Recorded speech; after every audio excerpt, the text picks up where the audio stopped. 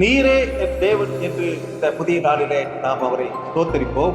ஏசாயா தீர்க்கதரிசன புஸ்தகம் 25ஆம் அதிகாரம் முதல் வசனம். கர்த்தாவே, நீரே என் தேவன், உம்மை உயர்த்தி உமது நாமத்தை துதிப்பேன். நீர் அதிசயமானவர்களை செய்தீர், உமது பூர்வ ஆலோசனைகள் சத்தியமும் உறுதியுமானவைகள் என்று சொல்லி அங்கே ஏசாயா தீர்க்கதரிசி அங்கே சொல்லுகிறார். ஏசாயா தீர்க்கதரிசி கர்த்தரை துதிக்க வேண்டும் என்றும் தனக்குள்ளே தீர்மானம் பண்ணுகிறார். கர்த்தர் ஏசாயாவோடு உடன்படிக்கை பண்ணினார். அவர் கர்த்தரை துதிக்கும் போதும் கர்த்தாவே நீரே என் தேவன் என்றும் நன்றியோடு சொல்லுகிறார்.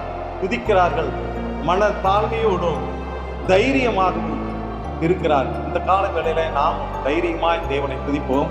அவர் நம்முடைய தேவனாயிருக்கட்டும். நீரே எங்களுக்கு எல்லாவற்றுக்கும் எல்லாமாய் இருக்கிறேன் என்று சொல்லி நாம் இந்த புதிய நாளை தொடங்குவோம். கர்த்தர் நம்மை ஆசீர்வதிப்பாராக. ஆமென்.